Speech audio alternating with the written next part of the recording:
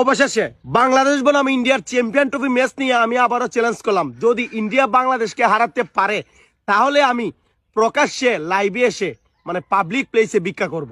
আমি চ্যালেঞ্জ করলাম ভাই। অবশেষে কি বলবো দাদা, অবশেষে কি বলবো, মানে এবার কোনো অজুহাত পাওয়া গেছে না। একটাও দুঃখের ব্যাপার, ভারত আর অজুহাত খেলা আসলো, কিন্তু কোনো অজুহাত পাওয়া গেছে না গতকালকের ম্যাচও। আইসিসি সুর, বিসিসিআই সুর, ডিম সুর, আন্ডা সুর, এটা কোনো মাত নাই, সানা সুর।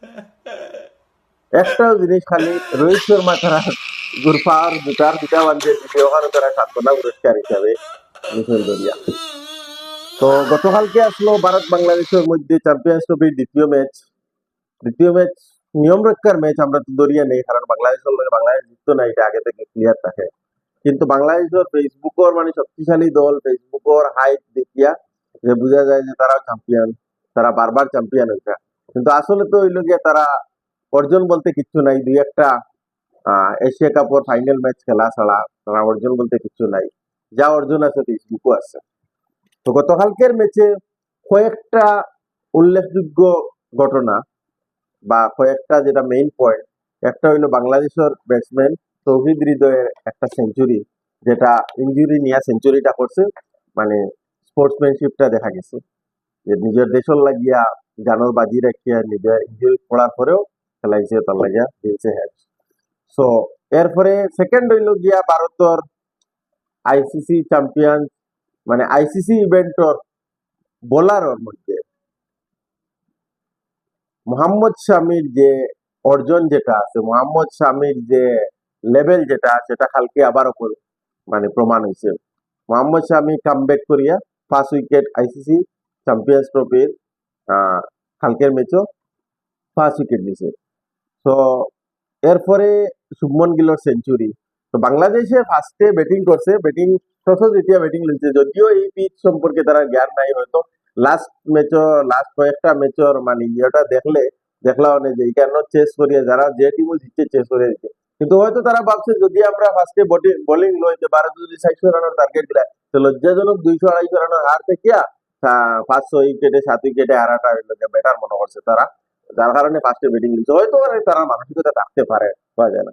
কিন্তু বাংলাদেশে এরকম পারফরমেন্স দিব এটা হইল গিয়ে আমরা আগের থেকেই জানি যে এরকম পারফরমেন্স হইব, কিন্তু ফেসবুকে বা তারা প্লেয়ার হকলোর, তারা সমর্থক হকলোর যে যেটা আসলো, যে হাইপ যেটা আসলো, যে করিলে মতা করিলে যে কোনো দলরে হারাইলিব, বাংলাদেশের লগে বাংলাদেশে আর ইন্ডিয়া ফাইনাল খেলাইব, যেটা কালকে চুরমার হয়ে গেছে, যেটা সকল দিনও ইয়ে থাকে, বাট কালকে যে আনএক্সপেক্টেড না, এটা এক্সপেক্টেড, যেটা কালকে রেজাল্ট অলওয়েজ এক্সপেক্টেড থাকে।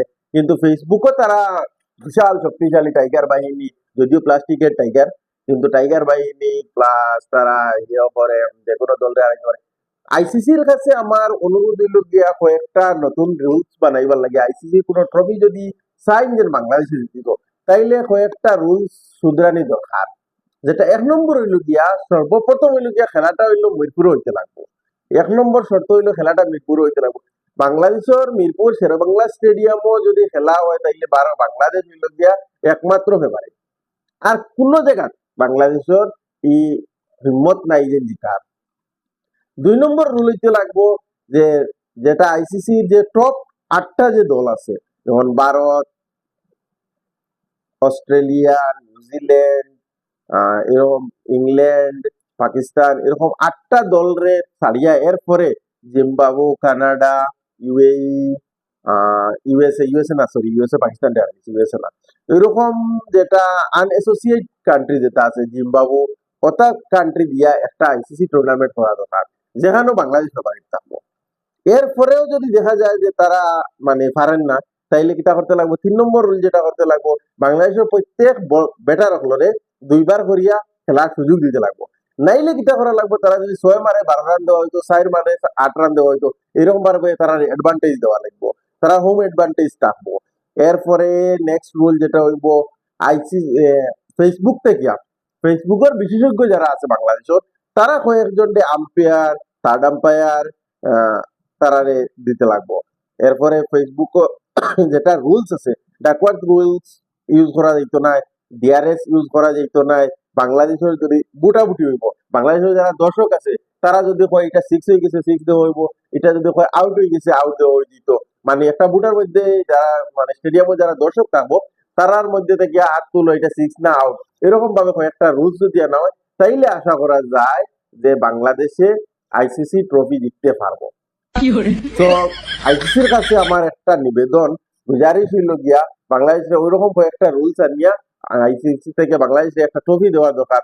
কারণ বাংলাদেশে ট্রফি না পাওয়ার বাদে যদি এরকম করে যে ক্রিকেটের উপরে যদি নিতে হইলে বাংলাদেশে আগ বাড়ানো দরকার। ক্রিকেটের একটা বিজনেস আছে বাংলাদেশে। তো আর কিছু হইতে চাইেন না, বাংলাদেশের যেটা ভিডিও আসলো, যেটা ইউটিউবার বা যেটা ফেসবুকের ব্লগার যারা আসলো, তারা যেরকম ভাবে ভিডিও করছে খেলার আগ পর্যন্ত তারা ফেভারিট থাকে সব সময়। তো এরার মুখটা বন্ধ হয়ে গেছে। আর সব থেকে বড় কথা হইল গিয়া এবারের খেলার কোনো অজুহাত পাওয়া গেছে না। তার লাগে আমি দুঃখিত যে অজুহাত না থাকার কারণে খুবই মর্মাহত, আহত, নিহত হয়েছি। কারণ এবার অজুহাত নাই, কিভাবে তারা কইতে হবে বুকে চিল্লাইতা আইসিসি সুর, বিসিসিআই সুর, সানা সুর, ডিম সুর, আন্ডা সুর, এটা কিরকম কইতা কিছু খোয়ার নাই। কালকে থেকে আর তারা দেখা যান না, দূরের ঘর তো ঢুকি গেছেন। আগামী ম্যাচ যখন হইব আবার তারা দুই একদিন এটা ফাউরি লিবা, বেজ্জতি ফাউরি লিবা, তার নেক্সট ম্যাচের আগে তারা আবার স্টার্ট করবা। আশা করি ভিডিওটা ভালো লাগবো। আর বাংলাদেশি বন্ধু যারা আছে তারা ট্যাগ করবা, ট্যাগ করিয়া শেয়ার করবা। ধন্যবাদ।